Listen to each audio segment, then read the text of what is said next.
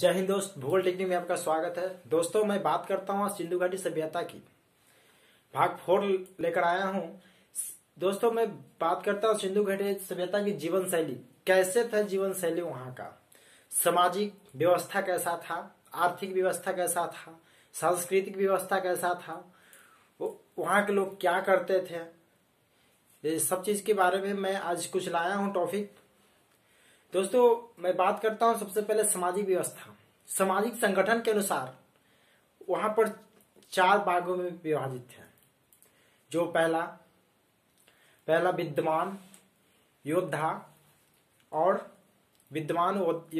प्रशासनिक अधिकार व्यवसाय, ये सामाजिक संगठन के आधार पर था। उसके बाद परिवार की बात करते हैं, जो मातृक सत्तात्मक माता की प्रधानता सबसे अधिक थी वहां पर। और भोजन की बात किया जाए, जिसमें आपको पोषाहार भोजन और मांसाहार भोजन। पोषाहार भोजन में आपको गेहूं, जौ, चावल, मटर, सब्जी, फल इत्यादि, और मिठास के लिए शहद का भी प्रयोग करते थे पोषाहार भोजन में। और मांसाहार भोजन में आपको गाय, भैंस, भेड़ी, बकरी, मुर्गा, कछुआ, मछली इत्यादि का भी प्रयोग करते थे वहां पर। अब आगे बात किया जाए, वेशभूषा की बात किया जाए।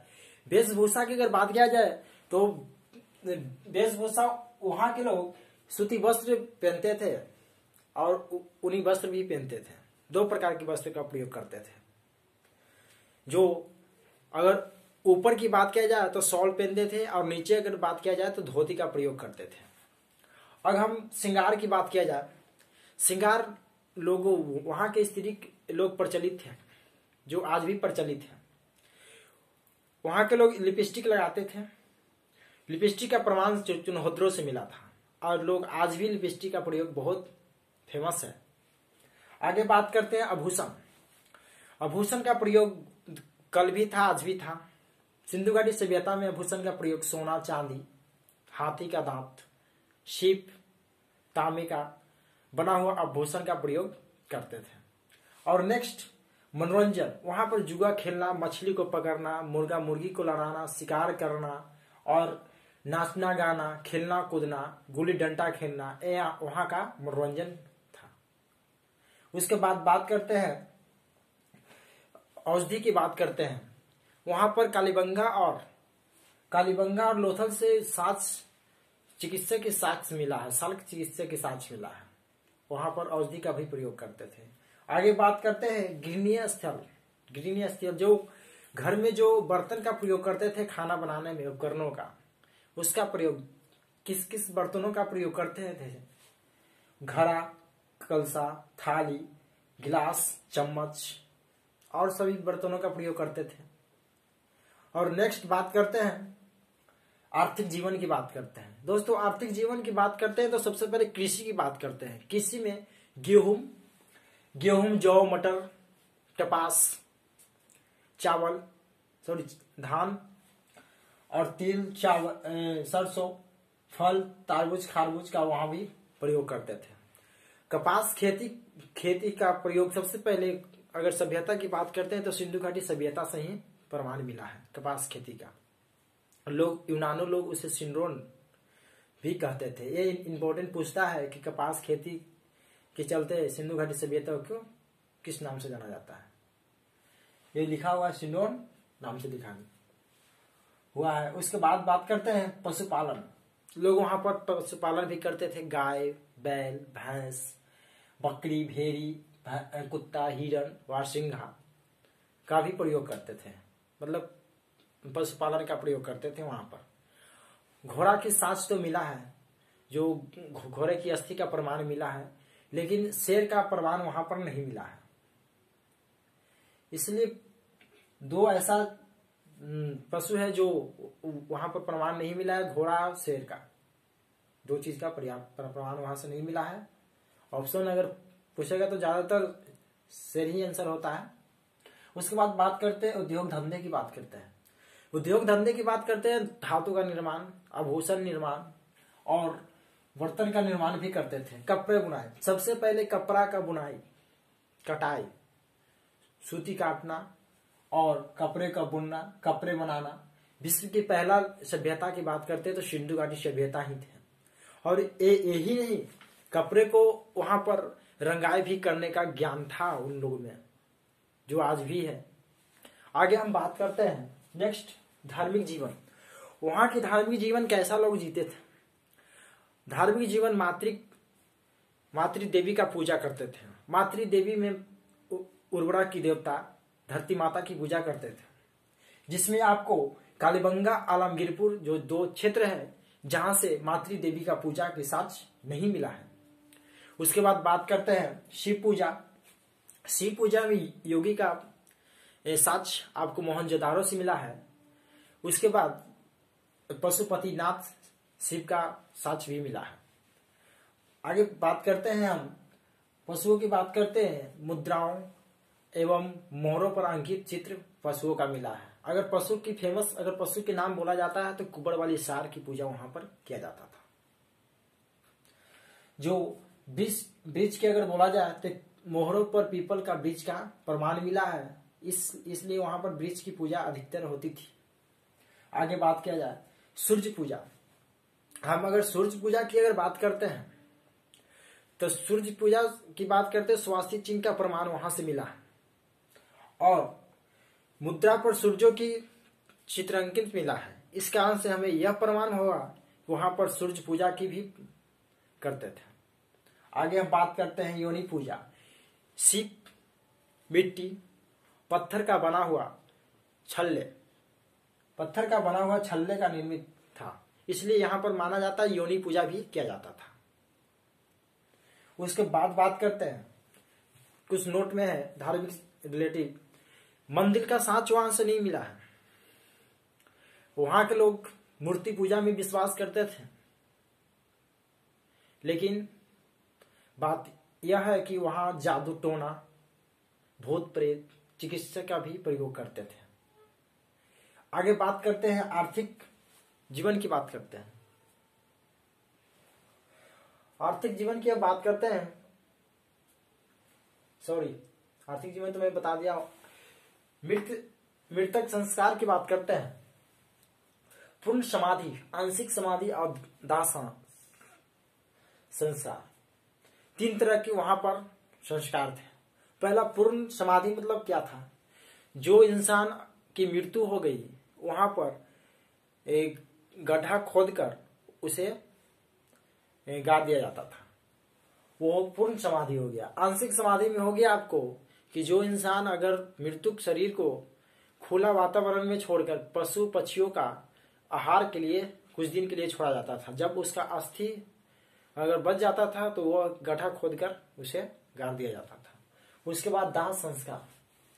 दाह संस्कार में आज भी चल रहा है, जलाकर अस्थि को जो बच जाता है, जो गाड़ दिया जाता था सिंधु घाटी सभ्यता में, लेकिन आज ये प्रथा चल गया है कि जो गंगा में प्रवाह कर दिया जाता है।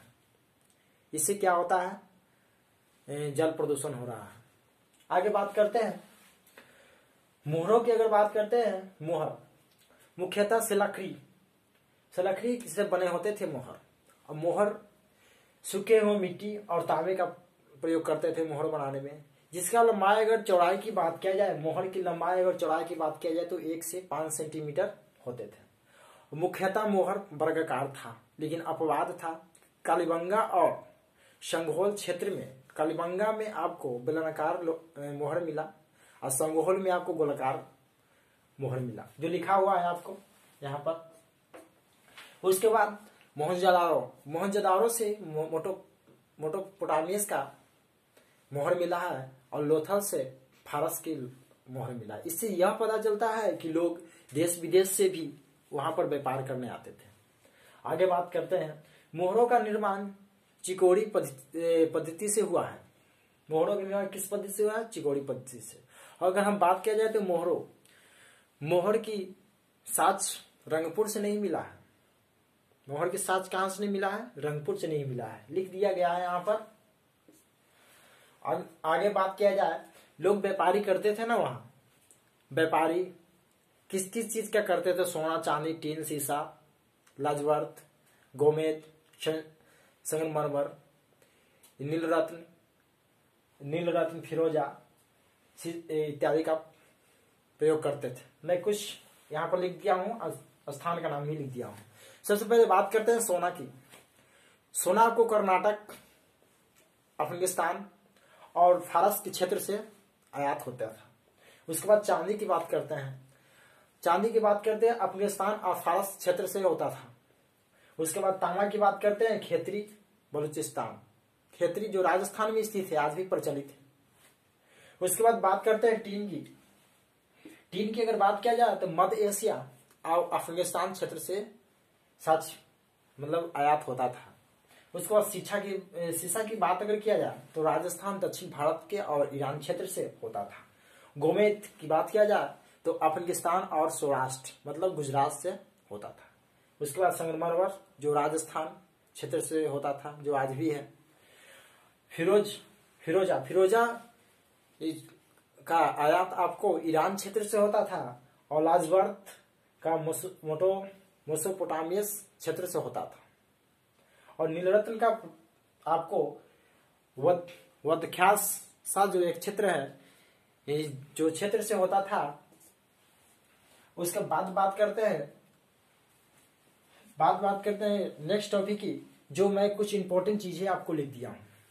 सबसे पहले बात करते हैं हड़प्पा। अगर सभ्यता की बात, सबसे पहले पुराना स्थल की बात किया जाता है तो मेहरगढ़, जो गेहूं, कृषि, कपास की खेती का साक्ष्य वहां से ही मिला है। उसके बाद बात करते हैं हड़प्पा की सबसे छोटा स्थल अल्लाह दिनो, जो एक हड़प्पा का सबसे छोटा स्थल है। बहुत इंपॉर्टेंट क्वेश्चन है भाई। उसके बाद पुराना स्थल की बात किया जाए तो संघोल जो भारत में स्थित है जी, जहां गोलाकार मोहरों का साक्ष्य मिला है। उसके बाद बात करते हैं पुराना साक्ष्य भारत, मतलब कि सबसे पुराना साक्ष्य भारत में किस स्थानों से मिला है? कालीबंगा से मिला है। अगर सबसे बड़ा स्थल के नाम बोला जाए तो राखीगढ़, जो पंजाब में स्थित है। उसके बाद बात किया जाए कि यहाँ की पद्धति कैसी थी, ग्रीक पद्धति थी, वर्णिक व्यवस्था थी, और यहाँ कैसी जीवन थी? नगरीय सभ्यता जीवन थी, सुव्यवस्थित सभ्यता था। यहाँ पर सुव्यवस्थित सभ्यता था। बहुत इंपॉर्टेंट है भाई, बहुत इंपॉर्टेंट है टॉपिक। यहाँ पर तलवार से लोग अपरिचित हैं, ठीक है, तलवार से अपरिचित हैं। उसके बाद बात करते हैं आग में जो पकाए हुए मिट्टी का बर्तन जो था, जिसको टेराकोटा भी कहा जाता है, जो लाल रंग का था। अब यहाँ पर लड़ाई का निपुण था, लड़ाई का निपुण ज्ञान नहीं था यहाँ पर। उसके बाद पर्दा प्रथा, वेशभूषा, नृत्य प्रचलित है यहाँ पर। अब नेक्स्ट वीडियो में मैं बात करूंगा, जो भी अगर सिंधु घाटी सभ्यता से जो क्वेश्चन बच गया है, जो बच गया है वो 5 नंबर वीडियो में आपको आ जाएगा। सिंधु घाटी सभ्यता के जो मेरा 5 अगर टॉपिक के वीडियो अगर देखेगा तो सिंधु घाटी सभ्यता से हमें नहीं लगता है कि क्वेश्चन एक भी छूट जाएगा। अगर आपको नहीं विश्वास लगता है तो 5 जो वीडियो देखिएगा, उसके बाद लूसेंट से खोजिएगा, हमें 90+ क्वेश्चन आपको हूबहू लड़ेगा, कंफर्म। थैंक दोस्त, मेरा चैनल को सब्सक्राइब करें, लाइक करें और शेयर करें।